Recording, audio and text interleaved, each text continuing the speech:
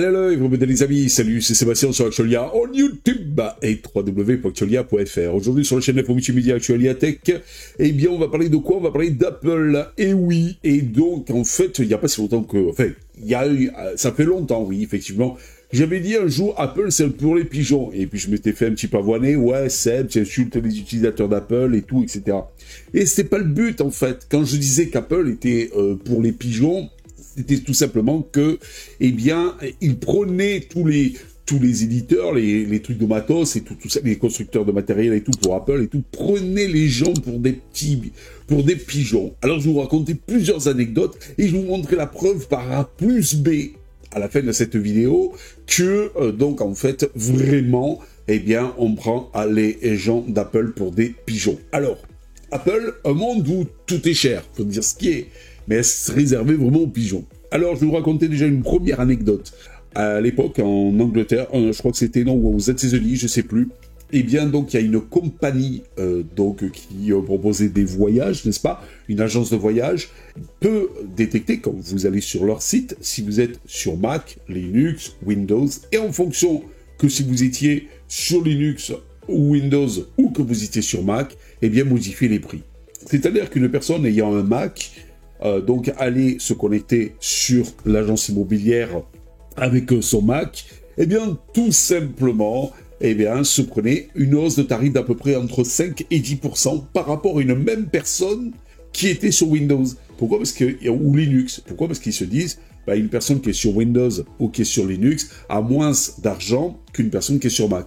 Donc, une personne qui est sur Mac est censée avoir plus d'argent parce que, justement, elle s'achète un Mac et que Mac c'est élitiste, donc automatiquement, eh bien, on va rehausser le prix pour la faire payer un peu plus et monter la marge. Voilà, ça c'est une première anecdote, sachant que je vais vous montrer par A plus B quelque chose, donc à la fin de cette vidéo. Mais pour continuer, Apple étant sans contexte l'une des entreprises les plus influentes et reconnues encore dans le domaine de la technologie. Pourquoi je dis encore ?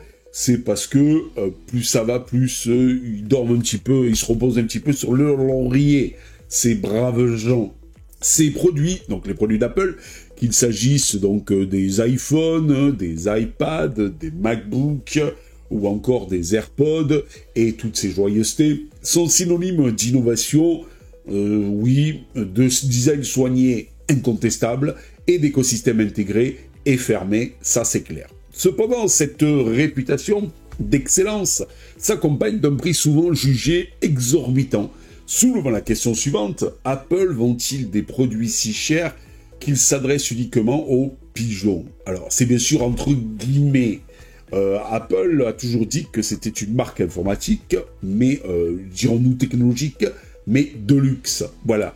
Alors, il est vrai que vous avez des appareils premium, bien plus premium que la plupart, donc en fait, des PC des constructeurs. Et ça, il y a un truc que je ne capte pas, c'est comment les constructeurs ne sont pas encore capables de rivaliser en termes de qualité avec Monsieur Apple. Je vois même des PC qui sont aussi chers, voire plus chers que les produits Apple, mais ils n'arrivent pas à rivaliser. Quand je vois des PC portables, par exemple, en plastique, qui sont plus chers que les MacBooks, donc en fait, qui sont eux, tout en alu, cherchez l'erreur, les gars. Oh. Donc, des tarifs de Monsieur Apple supérieurs à la moyenne encore, mais parfois, c'est plus le cas par rapport à certains constructeurs de PC. Comparer les prix des produits Apple avec ceux de ses concurrents met en évidence une tendance claire. Les tarifs pratiqués par la marque à la pomme sont nettement plus élevés. Par exemple, un smartphone Android haut de gamme peut coûter 30, voire même 50% de moins qu'un iPhone de dernière génération, et pourtant, donc, il rivalise pas mal avec celui-ci. Les accessoires, tels que les chargeurs, les écouteurs, suivent la même logique tarifaire, où chaque élément de l'écosystème Apple est monétisé à un prix premium. Je veux pas être méchant, mais 600 € par exemple pour le casque Apple, je veux pas être méchant, jamais j'y mettrai 600 €. Voilà, dans un casque Apple. Ça c'est clair, net et précis. Mais par exemple, il n'y a pas que ça. La qualité justifie-t-elle le prix? Et ça, c'est... Enfin, ça dépend, parce que quand on sait que dans une marque assez prestigieuse, à un moment donné, il y avait des problèmes de clavier, s'il vous plaît, donc en fait sur certains MacBooks, waouh, je crois que c'est les fameux claviers papillons, n'est-ce pas? On se dit, c'est quand même problématique pour quelqu'un qui a dépensé beaucoup d'argent, donc en fait pour acheter son Mac. Apple met en avant la qualité de ses matériaux. Ça c'est clair que tout a lu, c'est magnifique. La longévité de ses appareils et la sécurité de son système d'exploitation pour justifier ses tarifs. Alors, la longévité de ces appareils, ça aussi c'est clair, mais c'est même trop clair. Pourquoi? Parce que la plupart du temps, ces appareils durent beaucoup plus longtemps que la durée de vie réelle de l'appareil. Quoi, Seb? Qu'est-ce que tu es en train de dire encore là? Attendez, je vais m'expliquer. Vous avez par exemple un MacBook. Vous prenez un MacBook. Au bout de plus de 10 ans, il est toujours nickel et tout, fonctionne super bien et tout ça, etc. Mais au bout de 7 ans, il sera obsolète pour Monsieur Apple, qui va le rendre dans la section obsolète. Et donc, automatiquement, eh bien, plus utilisable avec les nouveaux systèmes. Alors, oui, ok, ces matériaux et sa longévité, donc, en fait, il n'y a pas de problème. Mais même, mais c'est pas en adéquation, voilà, avec son OS. Après, justifier ces tarifs par un design élégant, une fluidité de l'expérience utilisateur et des mises à jour logicielles régulières sont souvent cités comme des avantages indéniables. Ça, c'est vrai. Voilà, je veux pas être méchant, mais généralement, je dis bien dans 90% des cas, quand vous mettez à jour un Mac, d'une version macOS vers une autre, généralement, il n'y a pas de problème. Il n'y a pas de souci. Contrairement à Monsieur Windows, et je dirais, ça dépend des distributions que vous avez sur Monsieur Linux. Monsieur Linux est très bon aussi de ce côté-là, côté mise à jour. Voilà.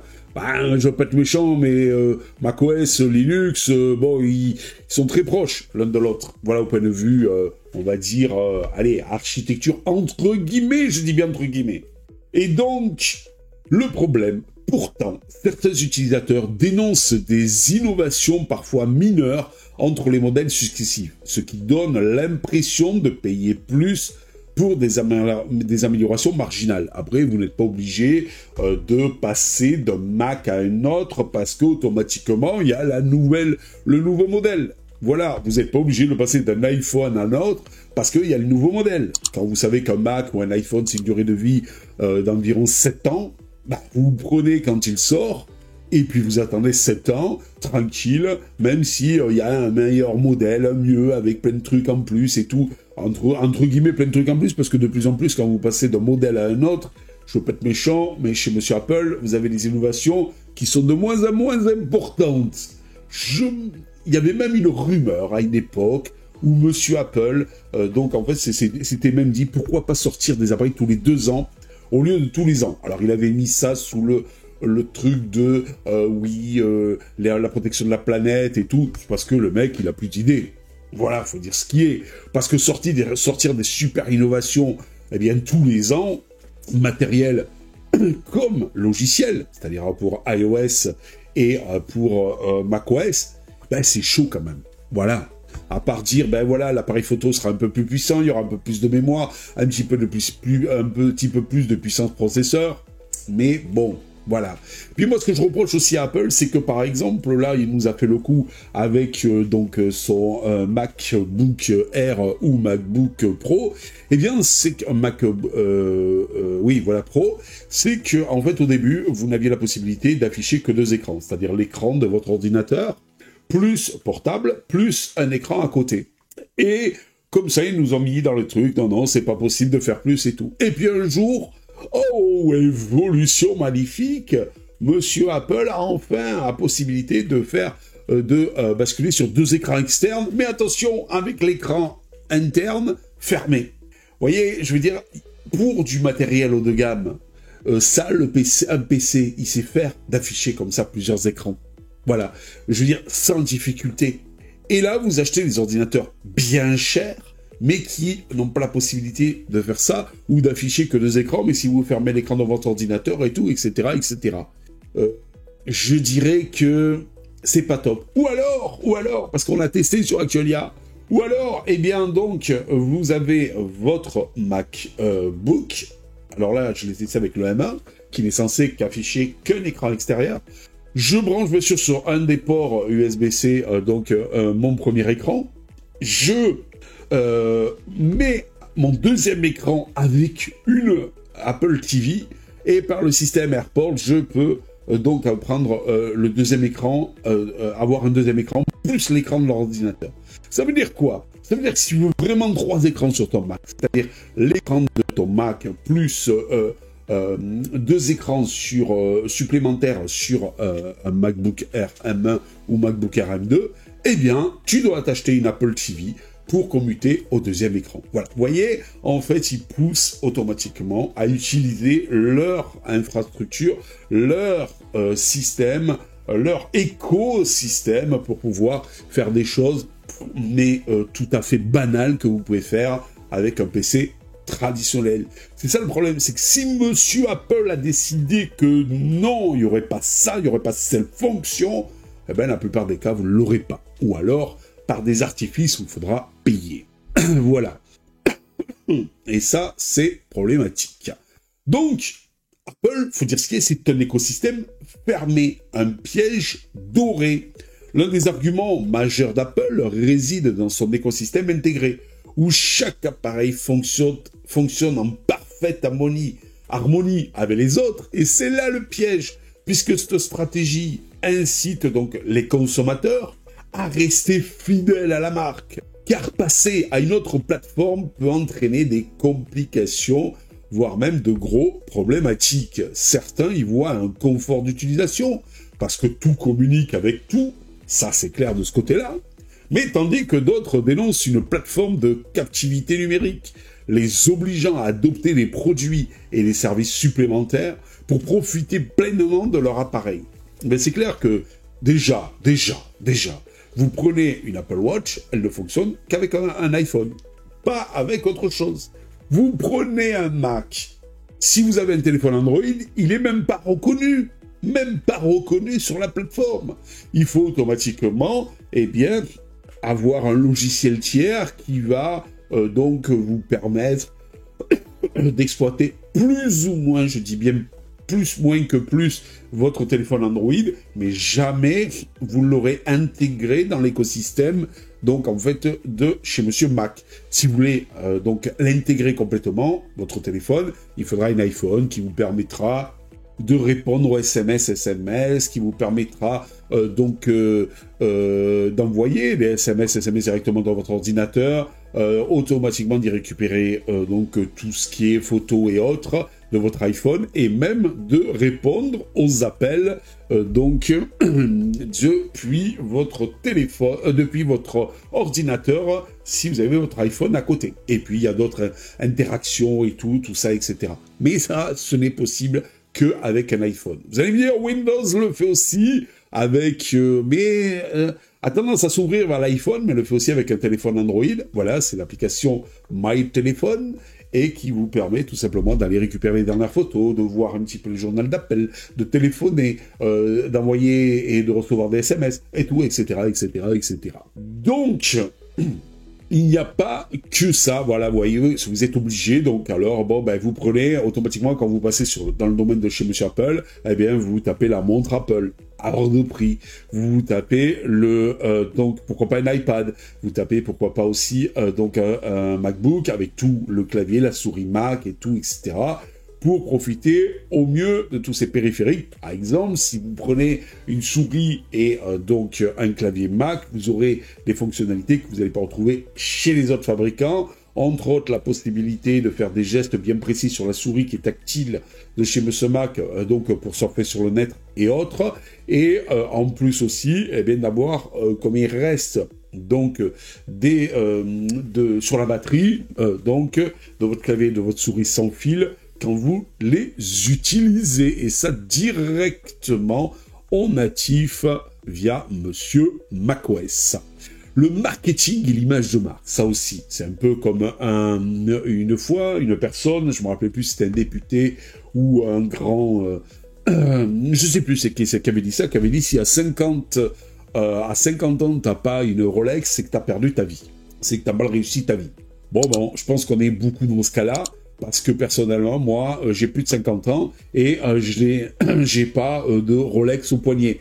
J'ai une simple montre connectée de chez Monsieur Huawei. Voilà, et c'est même pas la dernière version en plus, mais je la garde. Pourquoi? Ça fonctionne toujours très bien. J'ai plus ou moins 10 jours, 10 à 12 jours d'autonomie, et en plus, elle fonctionne très bien avec mon téléphone Android, qui est mon Google Pixel 6a, et en plus, elle fonctionne aussi sur un iPhone, si le cœur m'en dit. Bon, le cœur m'en dit pas, mais si le cœur m'en dit. Voilà, tout simplement. Alors, le marketing et l'image de marque de ces monsieur Apple, c'est clair que pour certains, c'est un truc élitiste, quoi. C'est un niveau social. J'ai un iPhone, j'ai un Mac à la maison, vous voyez, et bon, moi j'en ai un de Mac à la maison, mais personnellement, bon, il me sert en plus pour... j'aime bien le son, parce qu'il a un son très très bon. Alors je m'en sers quand, par exemple, je suis sur mon canapé, ou je suis sur mon fauteuil et tout ça, pour regarder certaines vidéos, des trucs comme ça, pour surfer et tout ça. Mais pas en machine de production, voilà. Même à l'extérieur, donc quand je suis à l'extérieur, j'ai besoin d'internet et d'un ordinateur, j'ai mon, tout simplement, Chromebook, voilà, qui est complètement bien intégré avec mon Google Pixel 6a, et ça m'en suffit largement. Donc, le marketing et l'image de marque. Bon, Sam, tu vas y arriver. Apple a su bâtir une image de marque puissante, associée au luxe et au prestige. Et c'est ça le truc. C'est que, en fait, il propose des produits plus chers que la moyenne, mais en restant parfois accessibles à beaucoup. Ce qui fait que des gens sont prêts à faire des petits crédits pour acheter ces machines puissantes, entre guillemets, associées au luxe, pour exister. Mais les files d'attente devant les Apple Store lors des lancements, les publicités léchées et la mise en avant de la créativité ont transformé les produits Apple en véritable symbole de statut social. Bon, pour les files d'attente, de moins en moins.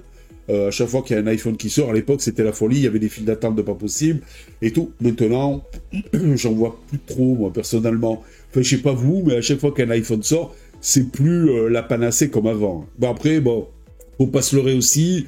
Nos hommes politiques, nos charmants hommes politiques sont passés par là et ont détruit le pouvoir d'achat des Français. Donc ne vous étonnez pas si aussi vous n'avez plus de file d'attente aussi. Pour certains, cet engouement est perçu comme un effet de mode, où les consommateurs sont prêts à payer cher pour appartenir à une certaine élite technologique. Alors je vais vous raconter une autre anecdote, mais c'est pas celle où je vous prouve, ça c'est celle à la fin de la vidéo, je vais vous raconter une autre anecdote. J'étais sur des forums de chez monsieur qui parlait de Mac et tout ça, etc. À l'époque où j'avais mon Mac M1 mini, mon Mac mini, j'avais eu un Mac mini Intel, après j'avais pris un Mac mini M1, et donc j'étais à fond là-dedans, et je me baladais sur les forums, et à un moment donné, je pose une question. Et puis le gars m'a dit, ouais, mais ok, tu veux faire tourner ça sur quoi? Alors je dis, bah écoute, j'ai un Mac mini M1, 8 Go de RAM, 256 Go, mais bon, j'ai du stockage à côté, je boot sur le système, sur un SSD un NVMe ultra rapide, donc sur le port USB, tout ça, USB-C, et tout ça, le Thunderbolt, comme ils appellent, et donc, en fait, il n'y a pas de problème. Le gars m'a dit, bon, écoute, mon gars, si tu veux faire des choses bien sur Apple, je dis, mais c'est pas grand-chose que je demande, là, et tout ça, ça fait rien, va t'acheter un vrai Mac à 2 ou 3 000 euros. Voilà ce qu'on m'a dit. Alors, c'est vrai que c'est un certain statut social, c'est un Mac, mais pas un Mac mini. Voilà, c'est comme si tu dis, ouais, ben, je vais prendre un Mac mini avec en plus un iPhone SE, pourquoi pas, et je crois qu'il existe même une montre Apple Watch SE. Ah non, là, t'es un vilain pas beau. Pourquoi? C'est parce que c'est le SE, c'est des trucs pour les pauvres. Non, ce qu'il te faut, c'est la dernière et haut de gamme de chez des Apple Watch, il te faut le dernier des iPhones et le dernier des Mac, avec des prix bien sûr de toute beauté, hein, n'est-ce pas, et élevé. Et donc là, tu seras un vrai mec chez Mac. Voilà. Et c'est ce que je reproche, le côté élitisme, luxe, médisance par rapport à des gens qui peut-être ont moins de moyens ou n'ont pas envie tout simplement d'y mettre des 5 et 10 000 dans du matériel informatique. Pour conclure, des pigeons ou des consommateurs exigeants, eh bien, clarifier les clients d'Apple de pigeons est un jugement simpliste. C'est vrai, c'est plutôt le constructeur qui prend les gens pour des pigeons.